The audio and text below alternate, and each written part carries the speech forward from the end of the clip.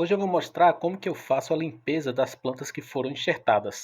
E eu estou com essas duas rosas do deserto porque elas têm uma particularidade, elas aumentam muito o tamanho dos brotos aí laterais depois que a gente faz o enxerto. Então a gente precisa fazer essa limpeza para que o enxerto se desenvolva. Eu vou mostrar ela aqui mais de perto. Não estou conseguindo mostrar daqui de longe, eu vou aproximar ela aqui. Não sei se vocês estão conseguindo ver. Foi uma ponteira, né? Sobrou a ponteirinha, eu coloquei aqui nessa planta porque eu já tinha enxertado ela e não tinha pegado. Eu tinha feito um enxerto de pressão e esse enxerto não pegou. Depois eu coloquei essa ponteira. E essa ponteira já tem aqui, tem algum tempo, já está mais ou menos aí 1 mês e 10 dias, mais ou menos. Demorou bastante para poder brotar, mas eu acredito que isso tenha se dado pelo fato de eu ter deixado esses brotos laterais. Dá para ver que ela está formando uma copa muito densa. E eu tenho essa outra aqui, eu enxertei a Júlio César, essa aqui é um pouco mais recente, ainda não tem 1 mês, né? Esse enxerto aqui ele está como se estivesse secando, porém a parte da gema ela continua verde. Então eu acredito que por ele estar fixo, ele ainda vai brotar. Então eu vou deixar aí. Esse enxerto aí foi feito no dia 22 de julho, né? E hoje são, o dia que eu gravei esse vídeo, são 18 de agosto.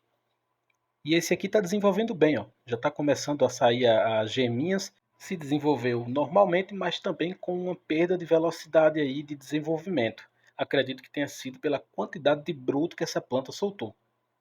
Eu não sei nem quantos brotos tem aqui, mas tem mais de 10. Normalmente quando a gente corta, né, o normal é virem 2 ou 3 brotos. Essa daqui encheu totalmente de broto. Eu vou dar uma volta nela aqui para vocês verem. Olha a quantidade, está por todo canto.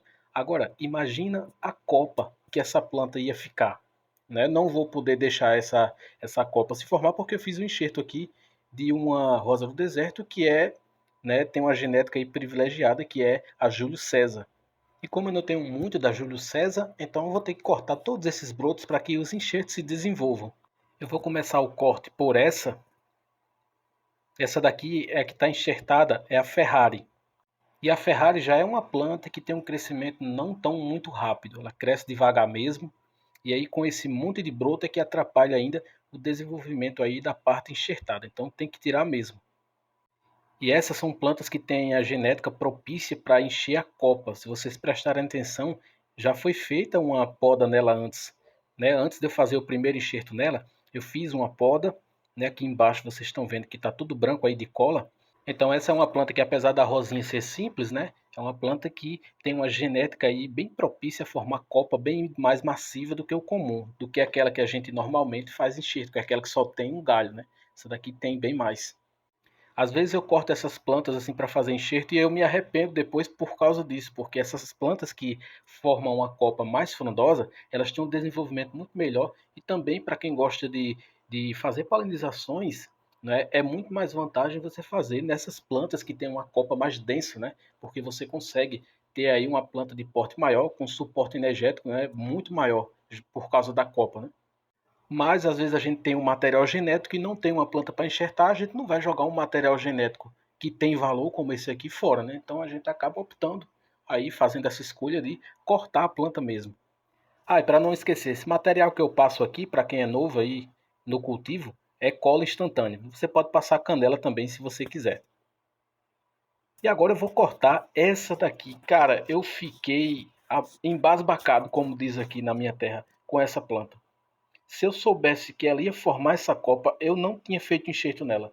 Eu tinha feito uma poda e tinha deixado para ver. Mas eu já fiz o enxerto. E normalmente eu faço para vender, mas esse aqui eu acho que eu vou ficar. Vou vender a matriz que eu comprei e vou ficar com esse aqui.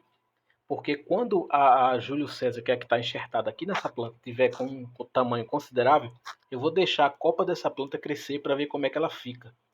Né? Crescer junto com o enxerto. Talvez dê ruim, né? E a planta às vezes acaba priorizando alguns galhos mais que outros. Se ela priorizar o galho que é original dela, aí o enxerto ele vai começar a ficar um pouquinho atrofiado. Ele não vai morrer, mas vai crescer mais devagar. Então não é legal aqui. Mas é um teste que vai ser interessante de se fazer. Daqui a uns 3 ou 4 meses, quando essa planta emitir a primeira floração, né, a Júlio César que eu estou falando, emitir aí a primeira floração que acabar, eu vou deixar a copa dela crescer aqui, se ela brotar embaixo, vou deixar crescer para ver como que a planta vai ficar.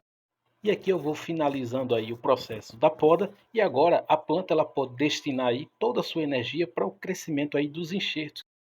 E assim ficou o resultado final.